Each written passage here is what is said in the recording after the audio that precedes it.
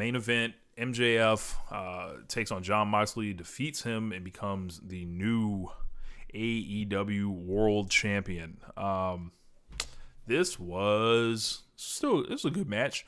I think It's weird. I think it was definitely weird, and I guess we got the answer to all the weirdness that was leading up to this thing. Like, there's a shoe that has to drop, and it did. With Regal being the one to sell out Jon Moxley, and by extension, the group that was designed to be a worship squad to his philosophy of pro wrestling or whatever. All that shit is out of here now. He hands MJF the Nux. MJF is like, the whole dynamic of this thing is fucked.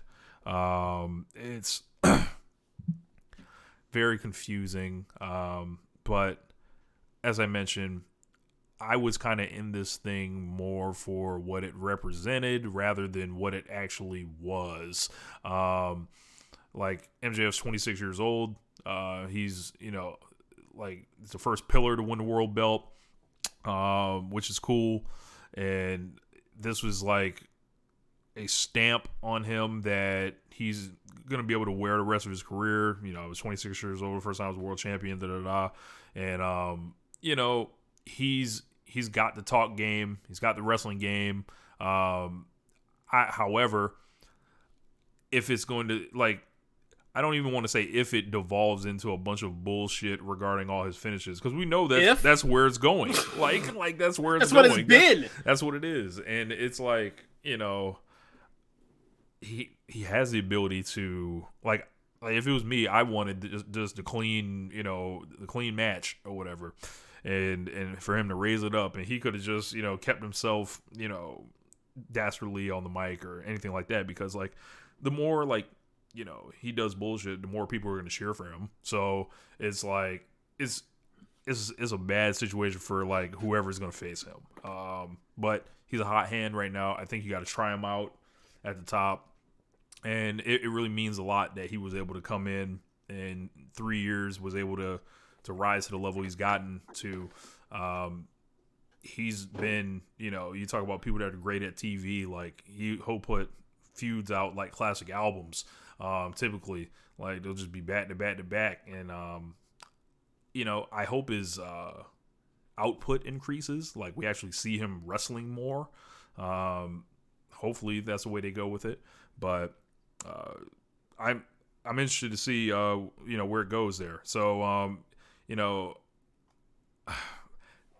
I don't know. A couple comments there. If he wins clean, fans will cheer him anyway. They'll look at Roman. I don't know, man. I don't think I'm interested in like Different promotion, different fans. different fan. Like, I'm not interested in like trying to recreate that or reflect that in AEW. At all. Like like as far as heels getting cheered, Kenny Omega was the champion, but he definitely showed a lot of ass. Like, worked with, And he wasn't getting overwhelmingly cheered over baby faces. Right, and it was like he was clearly still being a heel. He was like, he obviously has his like his core fan base and stuff like that. But when it's time to like build up, like a Hangman or something like that, he's playing the role. Like, and MJF, it's like they just put the belt on him. Like, I don't feel he truly ascended. Like, no. Like, it's just like this was a decision that was made. Ironically, kind of like The Rock at Survivor Series 98. Like, this is a decision that was made. He's going to have the belt, and then hopefully he grows into whatever he's going to become as the champion. For me, I like people to already kind of be established, but it's not the way it happened. I think Moxley kind of deserved a little bit more from this crowd than they gave him. But I do I want to get James's thoughts in here, and then I'll go ahead and give Moxley's eulogy, because I finally wrote it up for him, like after those like the wacky kind of summer he's had. So if this is what MJF's main event matches are going to be, then no thanks.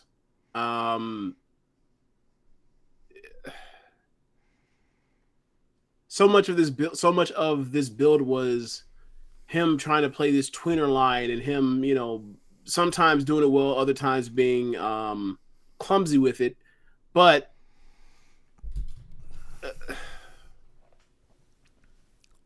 Moxley was kind of sweeping up his messes at times by saying, like, ultimately, you're going to be in the ring with me, and whatever, thing you're going through, whatever else, it's going to be fine because you're going to have to prove it against me inside those ropes. And most of the match, I don't know if this is due to audibles being called because of how the reactions both of them were getting, but watch this match in general was that, like, MJF is not up for the challenge at all. And it got close, it got desperation time, and he immediately went to the ring. And Regal came out there and said, "Don't use the ring. You said that you're going to show what you were worth. Don't use the ring." So, in what do you call it? In a fashion, in an FE type of fashion, he threw the ring. So they end up so then you get fucking ref bumps, 2 ref bumps in a row. And Moxley has the match. He's about to go win it. Or he had the match won. He had the match won. He had the match won. He had the bully choke. MJF tapped out. So quick. Yeah, like, so the whole entire, story that Moxley's going for was that, like, I'm gonna show you what you're up for, and he did not pass the test any way, shape, or form. And then even with MJF, like, showing like one bit of, he one time only, he doesn't take the easy way out on his own accord. There's Regal to give him the fucking brass knucks, and he goes and he uses it, and now he's a champion, and it's like, okay, so nothing changed whatsoever. It's just going to be a lot of shit talking, and yeah, like we saw some of it in the scrum last night. Cut like a 2-minute promo, just swearing up a storm. I saw it, yeah. Complete, like, people were into this, man, like, and they've been into him for a long time, and I've been into MJF for a long time and all that, but, like, I think I feel like some type of ascension should have taken place, and I don't think that necessarily happened. I'm not too caught up on the ascension thing, whatever else, because, like, he's already a top star in the company, so whether he got the belt or not, whether he's an ace or whatever, I'm not too concerned with that conversation right now as this moment. But the thing for me is, like, all of his matches, no one ever wins. No one ever really wins. And it's like, whether he wins or whether he loses, no one ever beats anybody. And it's like, bro, it's been 3 years of this. Like, either put someone over or get put over. Enough of this bullshit of people have these excuses or for another reason for another match. There will always be another reason for another match. It's called time passing. You want to see a great match again. What the fuck? So, like, for me, he's great at so many aspects of this. This 80 or this Carney shit, I'm over it. I'm just over it. And, like, he literally told this story, or they literally put out the story, this storyline between the two. They're like, we're going to see what he's made of. And it's like, he's made of the same shit he's always been made of. So I'm not interested in any of these other things. Yeah. So I'm not interested in any of the stuff, any of these things going forward unless he starts changing. Like, would a match be fine or be great even? I'm sure they will be because he's a good ass wrestler. But, like, I'm just can't be invested in this kind of stuff. Like, it's just like, okay, bro, like, it's every single time it's the same thing. Like, the banana in the tailpipe, right? Like, this shit doesn't move me. Same reason why I'm not interested in Jay White's matches. Or Evil's matches. Like, obviously his matches are a lot better than Evil's matches. You get my point. It's like, it's the same fucking thing over and over and over again. Like, bro, like, this isn't what I invested time into watching. I didn't sit down to see somebody get screwed or whatever and move on to the next match where the next person gets screwed and, like, you get screwed and, like, you screw the next person. Whatever. Like, it's just a never-ending cycle of, like, unsatisfying stuff. I don't want to watch something that keeps me dissatisfied. It's a waste of my time. Yeah, it's I'll get to so Jon Moxley's AEW Championship Eulogy. Jon Moxley was the defining champion of AEW in 2022. winning an interim championship, unifying, and then winning the championship again cemented what can be looked at as his second real run with the championship, as he marched towards Wrestler of the Year status, displaying incredible fighting spirit against a variety of opponents and resilience, bouncing back from his struggles in his personal life at the end of 2021. Moxley was a steady hand that AEW turned to in times of crisis surrounding CM Punk, whether it was injury or backstage issues that ended up affecting Punk's status. He was able to step into several main events, such as matches against Hiroshi Tanahashi and most recently the presumed restart of CM Punk versus MJF. Throughout the year, Moxley performed at a level unseen in his career thus far and took the troubling times as a personal challenge on and off screen, according to various reports. His classic promo about what the AEW Championship represented on the Dynamite After All Out caused James Boyd of One Nation Radio to declare that that speech should be inscribed on the inside of the AEW Championship. Whether he was in AEW, New Japan, or GCW, Moxley wrestled like a man possessed, spilling blood all across the country in rings he didn't have to appear in. He displayed a spirit for pro wrestling that any fan could represent or respect, as he looked refreshed and as if he had a second lease on his career following his absence in late 2021. Along with Bryan Danielson, he added up the Blackpool Combat Club, which included recruits Claudio Castagnoli and Wheeler Yuta. His mentor, William Regal, ended up selling him out, which leaves him with an interesting fallout in his immediate future as a single and as a group.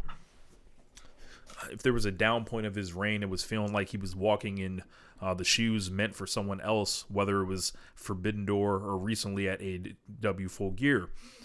He filled them admirably, but ended up in a dynamic with MJF where he was drawing heavy boos the night he dropped the championship, despite blatant cheating by his opponent and being turned on. While I don't expect those boos to stick, it may have been a reflection of his final program as champion at this time. All in all, Moxley picked up a few championship reigns that maybe were not meant to happen, but maximized his minutes on top, with the peak being his squash of CM Punk, which ensured he'd enter the record books as his interim championship reign helped carry AEW through a turbulent summer season. Moxley losing the championship will give him a chance to refresh himself lower on the card or in a different role, even possibly as a villain, which could give him the chance to right one of the major wrongs of his career. Sam Brown.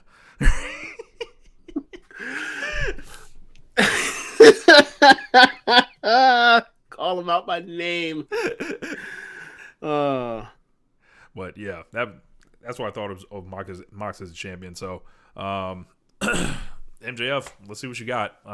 You got to go with him. Like he made himself one of the hottest names in pro wrestling. He's obviously tremendously gifted, super talker. People want to try this route. I can't begrudge him for trying it. They had to do it eventually. Yeah. So, and it's good for what it represents. It allows more youth to enter the main event scene. So MJF can even reach down and pick people up. He can pick the pillars up. He can pick the imports in. These are all people he can defend against, and then of course there's still the old reliable class that's still there. So I like youth with the championships, and I feel like we're going forward rather than behind or going backward with MJF. So that's cool. Yeah, I don't think he's going to wrestle Takeshita. He doesn't want to wrestle New Japan wrestlers. Well, luckily for him, Takeshi's for DDT. So. But it's the same logic of neck dumping and stuff like that he doesn't want to do. So he's not going to do it. It was funny watching him wrestle Moxley and they're just trading forearms in the middle, and it was like it looked soft. Yeah, I was like, he Moxley's fucking smoking him, and they're just returning. I was like, well, I kind of get an idea. Obviously, it's part of the story, but it's like I kind of see why you don't want to wrestle strong style, if you will. Yeah, Takeshita. I mean, I'd love it, but I don't think it doesn't seem like the kind of wrestling he's interested in doing. So why do it?